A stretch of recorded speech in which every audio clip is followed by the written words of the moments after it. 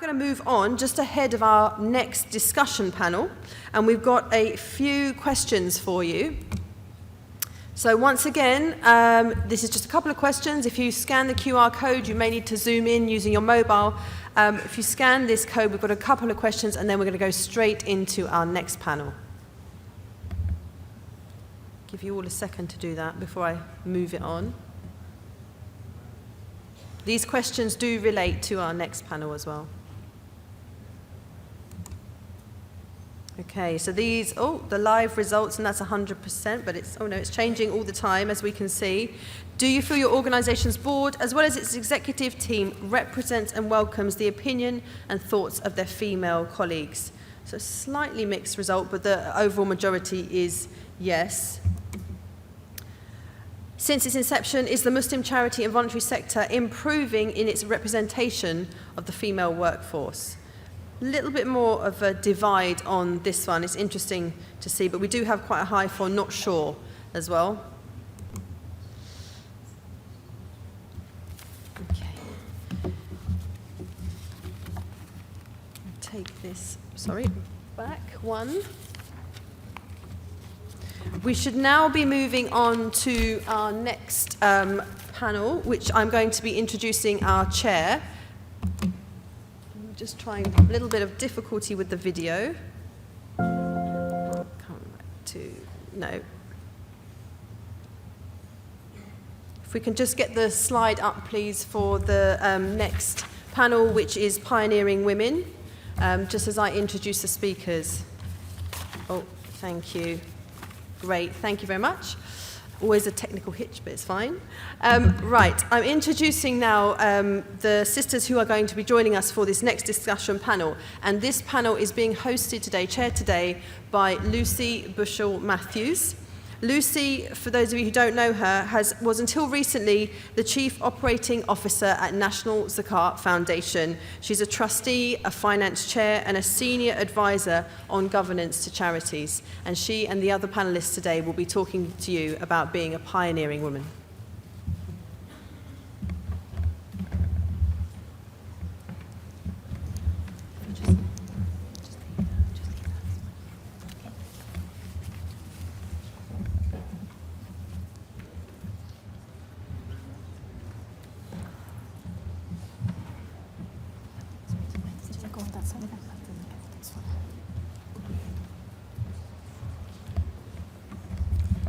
Thank you, Louise. So I'm honoured to be chairing this panel of pioneering women. I confess I'm a bit surprised. The original chair, unfortunately, was taken ill today, and so plans have to change, and you got me instead. But inshallah, it'll be a successful session. Because in this panel, we will hear about these women's successes and challenges and experiences, and then at the end, you'll have opportunity to ask questions. So let me introduce you to the panel. First of all, we have Javeria Hashmi. So Javeria is Deputy CEO of Reed Foundation. She has over 23 years of experience in the charity sector. Throughout her career, she has established a reputation as a transformational leader in global humanitarian efforts and sustainable development programs. She has been at the forefront of program design and implementation in Asia, Africa, and the Middle East. Welcome. And then we have Pulvisha, who is Interim Director of the Global People and Culture Department at Human Appeal. Pulvisha has both formal qualifications and much experience in HR, safeguarding, and volunteer management. Thank you for joining us. Thirdly, we have Shazia Arshad. Shazia is the Head of Communications and Creative Content at Islamic Relief UK. Shazia has worked in the NGO sector for over a decade with a range of international development and human rights organisations. Before joining Islamic Relief, Shazia worked at the Ethical Tea Partnership, as well as helping to establish a number of voluntary organisations within the Labour Party, promoting equality and human rights. And then, last but not least, we have Baroness Bennett. So Natalie Bennett, who is also known as Baroness Bennett of Manor Castle, for really formal occasions, but I've been assured that today isn't a really formal one, and I have been given permission to call her Natalie, so from now on I will be calling her Natalie. So Natalie is a Green Party member of the House of Lords, having been leader of the England and Wales Party from 2012 to 2018, including in the 2015 general election, when the party got more votes at that point than in every previous election added together. She is a champion of universal basic income, a long-time feminist, and her philosophy can be summed up in the title of her forthcoming book, Change Everything, Common Sense Politics for the Age of Shocks. Thank you, Natalie. So, I'd like to start, I'll join you first, and I'd like to start with you each. If you could share a little story about a success or a challenge in your life, that will be a resonance to the title, Pioneering Women. Javeria.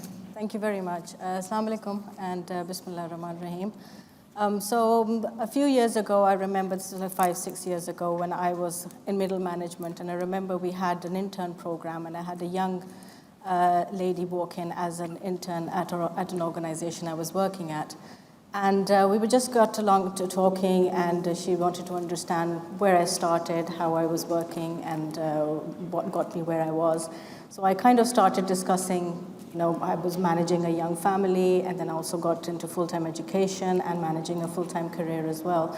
So I remember at the end of our discussion or orientation, she said, "Oh, you're a superwoman. I would love to be like you." And I fortunately met her a few months ago at a conference in Turkey, and mashallah, she's heading a department now at one of a very prestigious organization. And she still said, she's told me that even to this day, whenever she had a problem or a challenge, she always thought how I would handle it. So I think it's just something that to take away, that you never know when you're becoming a role model for someone and how you can inspire young minds and young people, especially when they're starting their careers. So I think it's just understanding and taking on board how you can help young minds and young professionals getting into the job, and how for them to address different challenges that they might face in the future. Oh, thank you for sharing that. And too often women don't feel like superwomen, so it probably comes as a bit of a shock to you that someone might say that. So thank you. Thank you. And so Pulvisha, would you like to... Yeah, of course. I actually would like to take everyone back a little bit. So it's a personal experience. When I actually turned 18 and I was looking to go into further education, and I wanted to start a career or make something of myself, the discussion on the table for my family was, okay, 18, forget education, I think it's time to get married. And, that's the way my life was panning out. And I decided I don't think that's for me. I had an amazing uncle, my mamu, who was an amazing support, very forward-thinking man, and he supported me. And I was at a crossroads, and I decided to fight, to have the life that I wanted. And alhamdulillah, I managed to get the support of my family. It took months and months of convincing, but I became the first woman in my family to receive further education and go to university, and pave the way for my sisters and my cousins as well. So I feel like that was a turning point for myself, because I could have had a very different life compared to where I am now. And because of that support I got from one family member, I'm in a completely different space, so you don't understand the impact that you might have on women around you. And I think it's quite important for us to understand that. Thank you for sharing. And you talk about fighting, and sometimes when we hear fighting, we have something totally different in mind, but you've clearly had your own fight and been very successful with it. Thank you. Shazia. So my story actually makes me think about lots of stories, because I think it's often about women supporting other women. And so one of my first job out of university was to go and work for an MP, and it was quite intimidating and it was quite scary, and I was in Parliament and I felt kind of quite alone and quite isolated, and I sort of remember walking around and thinking, I don't really know what I'm doing here, and I kind of feel like a bit of a fish out of water. And a very kind MP, sort of, not my boss, I worked for a male boss, but another MP who was a female, worked that out pretty quickly, and she kind of came up to me and she said, you seem like you're struggling a little bit. And I was like, yeah, I am. Thanks for picking that up. And we had some really, really interesting conversations, and she gave me a lot of very useful pearls of wisdom that I've carried through. But one of the things that I think was most important was she said, for me, what I want to do is just help other women to do what they can do and do what they do really well. And I've taken that mantra and I try to live it every day. And what I always say to everyone, but particularly to my female colleagues and friends, is as we progress through that career ladder and as we keep going, I don't want to pull up the ladder behind me. I want to make sure that it's there. I want to give people a hand up and do everything I can to support them as much as I've been supported. Oh, thank you. Thank you. I don't know if you're familiar with Barack Obama's shine theory, where he talks about where sometimes a woman has to have another woman kind of talk them up in order to get her fully. So it's really great to hear you talking about women supporting others. Thank you. Natalie. Well, I think everyone's been going back, so I'll go back a very long way. 52 years ago when I was age 5, so that's giving my age away. I was in Australia, that's where the accent comes from. My parents were teenage parents. When I was born, our early years, we lived in a 1-bedroom flat. And we'd moved out of that into a house, and I was a 5-year-old who wanted a bicycle.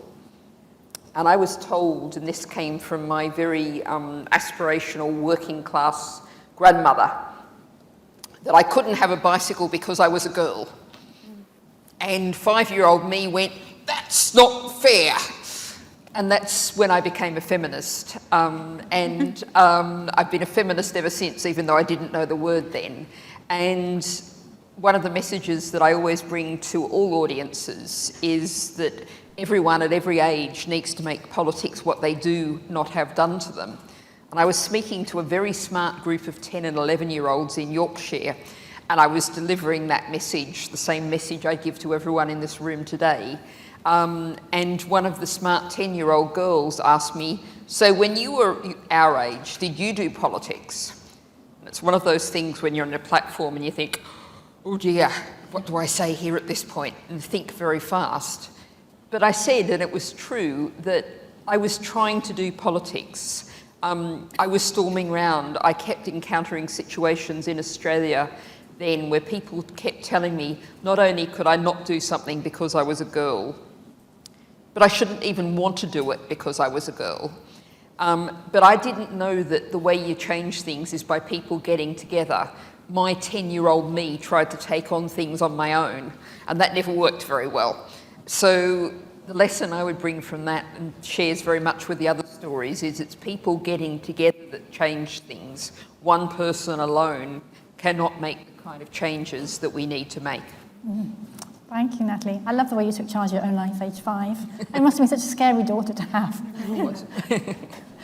So, thank you everyone for sharing your stories. So now I know you've all got something that you've prepared that you'd like to share with us. And so, Javeria, you're going to be talking first about climbing the ladder. So, go ahead.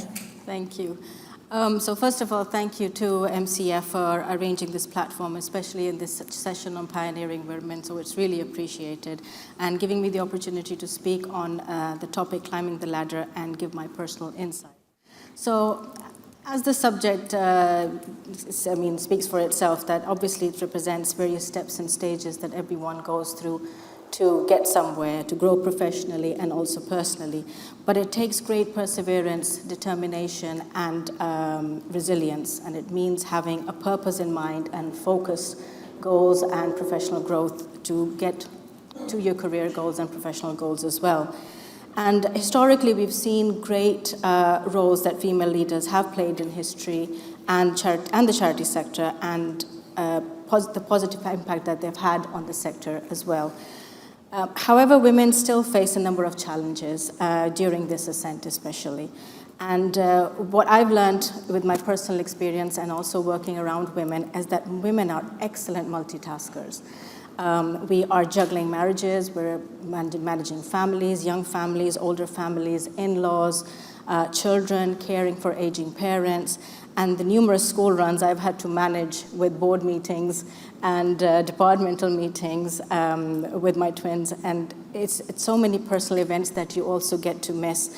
And it does require a lot of balance with balancing everything you do at work as well, especially as well as home.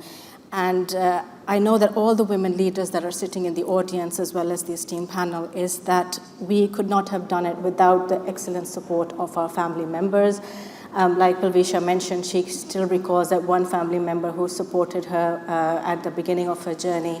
And every person can identify that one person who's been with them or given them that platform or that opportunity to, reach their goals or their aspirations. And but another thing that is really extremely important is the support that women get at the workplace. And that's where I personally felt as well that without the support I got at wherever I was working, I was extremely lucky to be working with leaders who did provide me that support and flexibility when I required it. And also, as I mentioned earlier, women do face a lot of challenges like gender stereotyping and juggling multiple responsibilities, but I'm also seeing a lot of positive changes as well. And one of them is like talking on this topic with everyone, especially on this platform.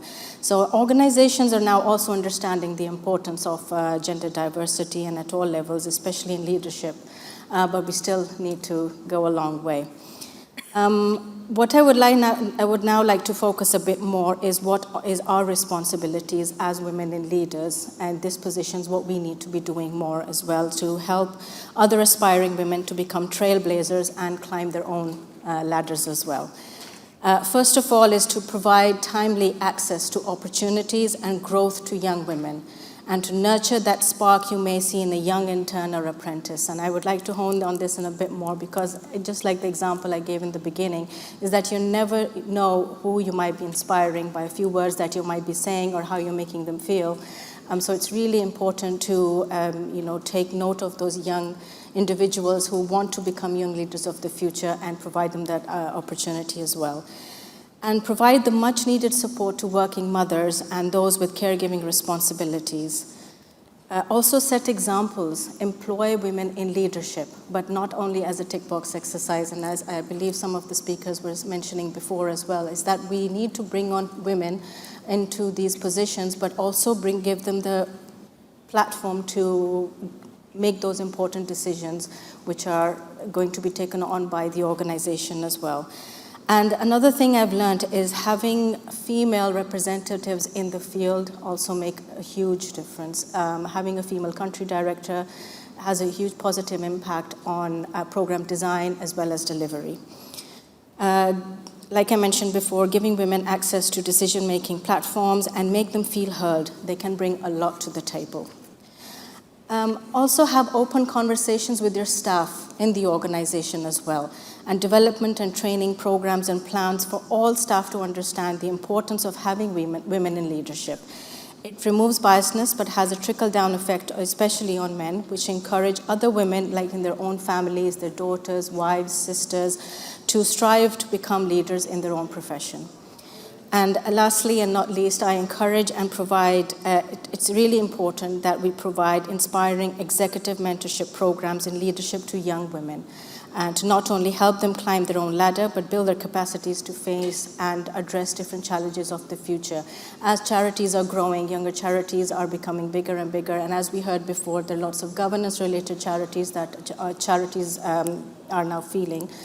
Challenges that charities are now feeling is that we need to train the future women leaders on how to address them and how to, be trailblazers and where they are and to climb their own ladder. Wonderful. Thank you so much. Thank you. Paul.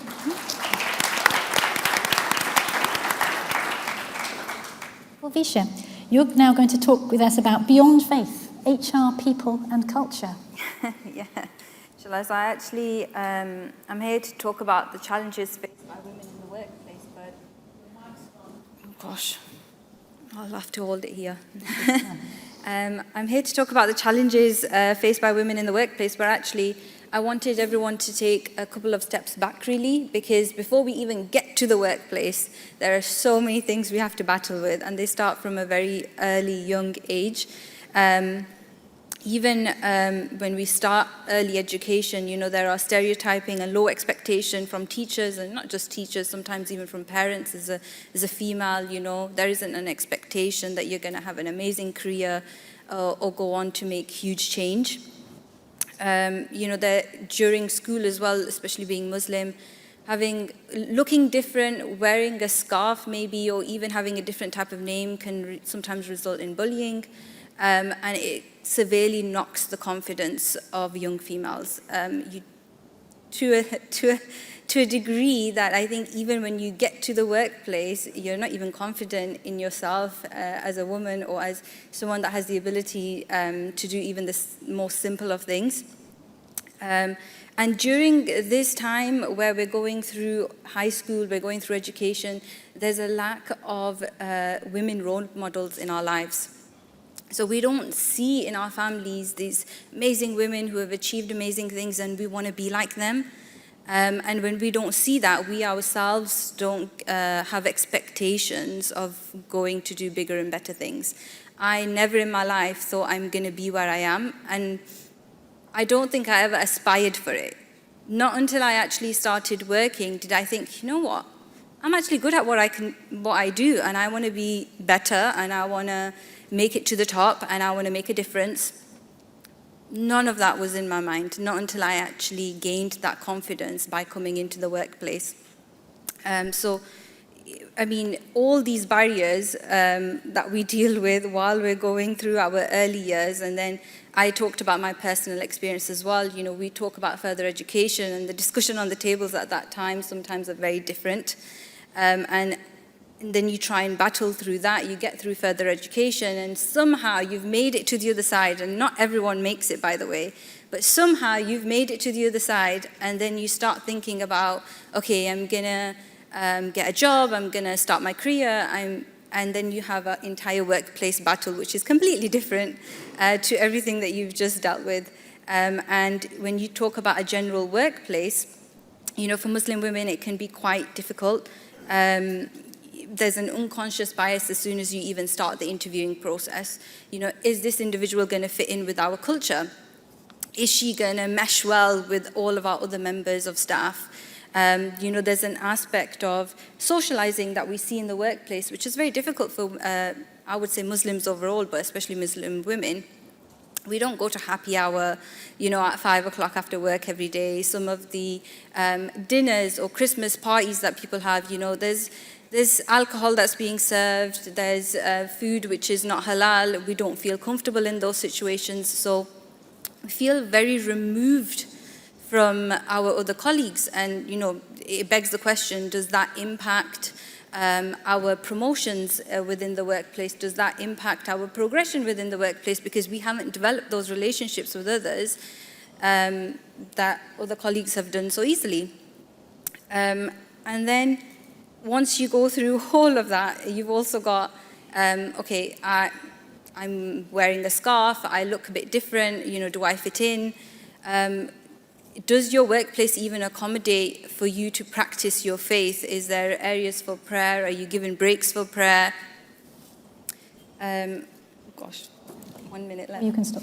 I'll try and be quick.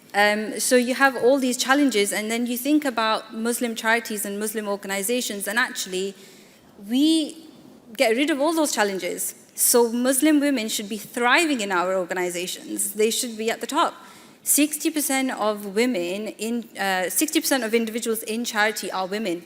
But when you look at our leadership, when you look at our organizations, you do not see 60% of women at the top. Why is that? Why are women not thriving?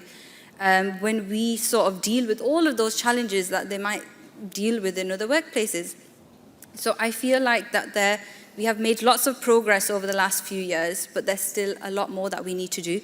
And just to summarize very quickly, and anyone's free to come speak to me later on about these, I think we need to consciously bridge the gap between males and females in the workplace at all levels, especially when women, by the way, have a tendency of downplaying their achievements by at least 30% when submitting their CVs or going to interviews. So, you know, to be consciously aware of that. As Javeria mentioned, having career pathways and launching women into professional workspaces, by the way, doing that for women regardless of whether they're going to stay in your organization or not. Because surely professional Muslim women in any sort of workplace is beneficial for our communities. So it's not just about, well, if they're not going to be my leader, if they're not going to be my manager, shall I invest in them? No, you should invest in them anyway, regardless of where they might be. Creating policies to support women. And especially myself, I'm looking into flexible working policies for women who have come back from maternity or are entering the workspace again after taking a career break. There are so many amazing women who are on the career path and they take a break and they lose their momentum, and we're not very supportive of making them get back on track. And I think there's a lot more that we can do. And I think, just to sum it up, because I have lots of points, I could go on for hours here. But just to sum it up, I think also women themselves need to realize that they are role models. So this one hit me a few years ago. So when I joined the board at Human Appeal, I was the first female and the youngest person to join the board of directors. And I didn't realize I became a role model. It was something I didn't even think about. And a few years ago, I had a colleague come up to me and she goes to me, "Oh yeah, you're a role model. We look at you and we see what you do and we want to be like you." And it really put things into perspective for me. I was not thinking like that at all.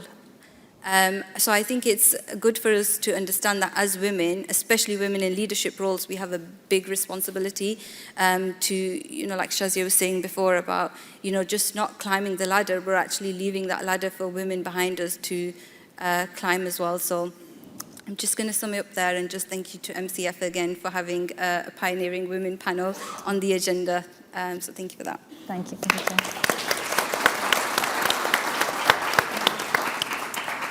So, Shazia, you're going to speak to us about the balancing act, saving lives or changing narratives. Thank you very much. So this was an interesting one, and we were discussing this yesterday in the office, and we were talking about saving lives and changing narratives, and actually what does that mean? And originally when Fadi had reached out to us and we were thinking about talking about our advocacy work, it got me thinking about my own journey and what does advocacy mean.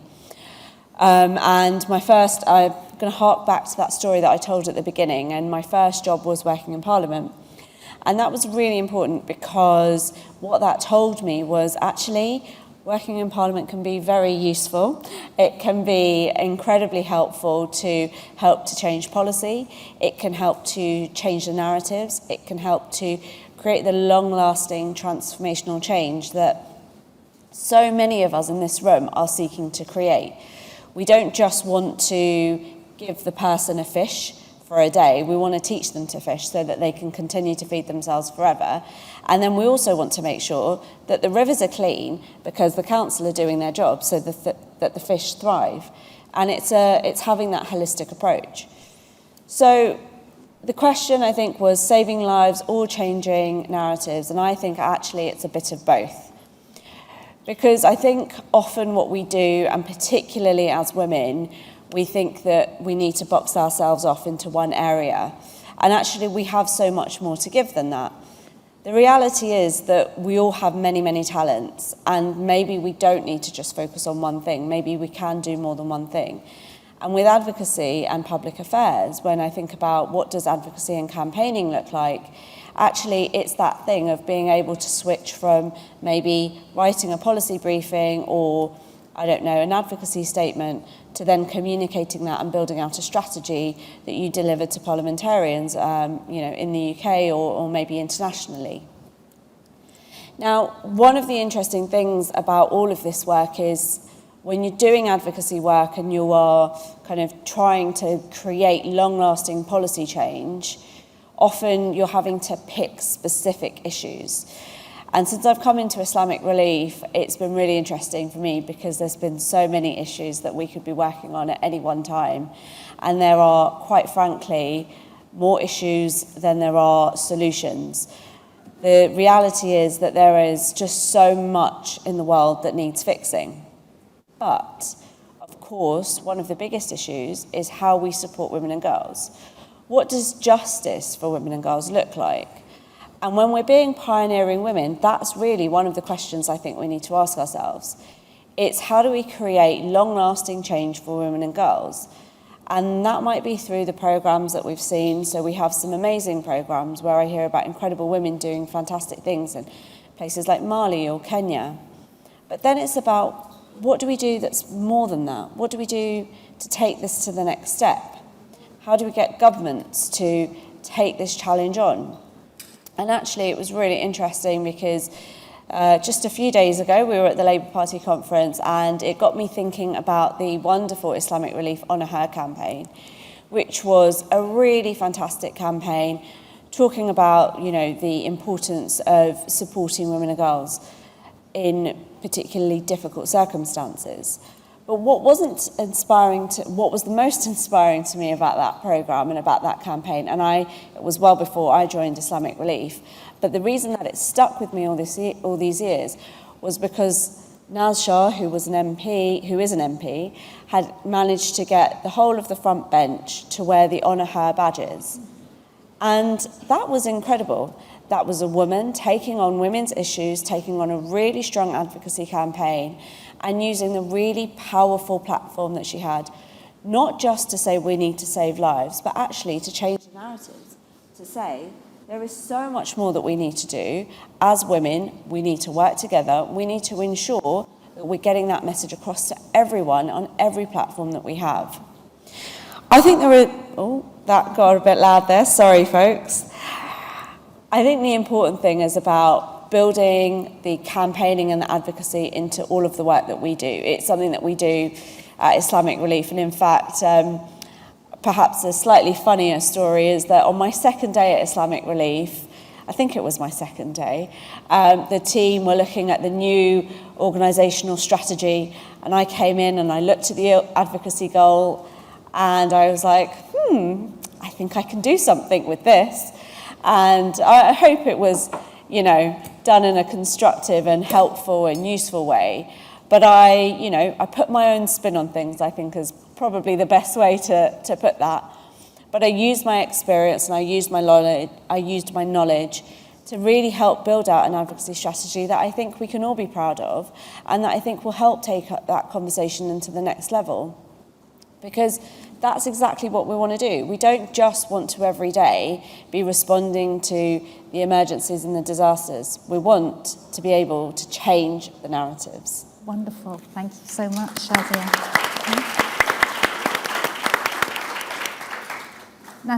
Natalie's going to be speaking about campaigning for our world.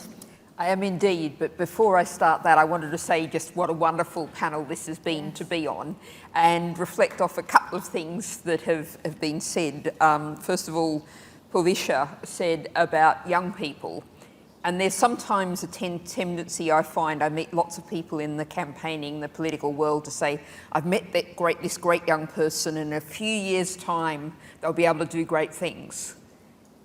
Actually, get them involved, get them engaged, get them deciding things, not just helping, but actually making decisions now. Because if you think about, sadly, the world we're in now, it's changing very fast. It's an entirely different world for a 16-year-old now to what it was when you were 16, whenever that was. 16-year-olds, 18-year-olds, 20-year-olds are expert on being 16, 18 or 20-year-olds now, in a way that none of us can know. And it's really important we give more voice, more actual decision-making power to the young people. And picking up off what Shazia said about women, it made me think about, I was in Cyprus a few months ago, and it was really exciting to see. We were with the UN peacekeepers on the Green Line, and there was actually a display there about women involved in peace efforts in Cyprus. And it just struck me, and this is so true when we get to a discussion in the House of Lords, when you get to a discussion at the UN about some peace things, it'll be 90% men, generally speaking, up there doing, the big fancy diplomatic stuff. But behind the scenes, there's so many women doing great work, and that needs to be foregrounded, not allowed to be pushed into the background. So that's just a couple of reflections, but campaigning for our world. Of course, you would perhaps expect me to start as a Green with the climate emergency. We are also in a nature crisis. Much more than that, we have actually, the study came out from the Stockholm Institute very recently, 6 of the 9 planetary boundaries, the limits of our world have been exceeded. It's not just climate, it's not just nature. We've turned our oceans into a plastic soup. We have the geochemical flows which has got a lot to do with nitrogen and phosphates in our rivers, for example. It's a terrible state. And where this particularly has an angle for women is there's two sides to this. First of all, there's the fact that around the world, women suffer far more from the damage to the natural world on average than men do. And this is, there's so many reasons for this, and there's so many structural reasons for this. And I was at an event a few years ago with the Women's Environmental Network, which is based in East London. And that would have been, you might recall, there was the dreadful tsunami that hit Sri Lanka and other countries in the region. And far more women than men died. Now, this, of course, is not a climate thing per se, but it's the kind of natural disaster we're going to see so many of. And there were practical reasons for that, because in Sri Lanka, lots of women had not been taught to swim. So you're facing this absolute state of crisis, and the boys learn to swim and the girls don't. And the women are far more likely to have children in their care at that moment. And of course, they're trying to save the children, which puts them at risk. So there are so many ways in which women are more at risk. But there was something in that event that really struck me, which it's stuck with me ever since. There's something very fundamentally linked between the environmentalist cause, the cause of Greens, who are saying, as you said, my book says change everything. We have a system that's trashing our planet and creating a horribly miserable society and treating women particularly badly in that. What goes together between the feminist position and the environmentalist position is that both of these things need to change the systems. For women, I've been doing this for many years, you know, we really fight to get lots and lots of women on a board, fight to get lots and lots of women elected. And then you think you've done that, and you go away, and then you turn around and back again, and somehow or other the percentage of women has slipped back down. Sheila Rowbotham, the wonderful feminist historian, I heard her speak a few years ago now, and she was saying that back in the 1970s, we thought that once we'd won one thing, we'd done that and we'd just move on to the next thing. But actually we found things kept sliding back. And so the thing is, you can win individual battles, and that's great, but ultimately we have a system that's profoundly discriminatory, profoundly prejudiced, and we need to change the system. And I'm aware I always want to allow time for Q&A, so I'm not going to speak for much longer, but because dialogue's always better than monologue. But I just wanted to reflect finally on, I visited Madani School in Leicester a year or so back with the Learn with the Lords, and met the most amazing group, particularly of young women. Sort of that age 15, 16, often the girls are a couple of years ahead of the boys in terms of their development level and their preparedness to really engage and really debate, and they were absolutely brilliant. And we have a world in which there's enough resources for everyone to have a decent life, for us to look after nature and look after people if we share the resources out fairly. And one of the resources that's in enormously short supply is human talents, energy, creativity, ingenuity. And we have to make sure that every human being has the chance to contribute to solving so many of the problems that we face. And that's absolutely crucial in the coming years. We can do this. History is not pre-written. It's made by the actions of people. So, you know, I started off by saying politics should be what everyone does, not have done to them. My definition of politics is people getting together with their friends, their neighbours, their family, their workmates, and working to change things. So you are all, by that definition, doing politics. We won't say that to the Charity Commissioner, but in the broadest sense of the term, you are all doing politics. And thank you for that. And you are going to make the world we're going to live in. So let's make it a great one. Thank you.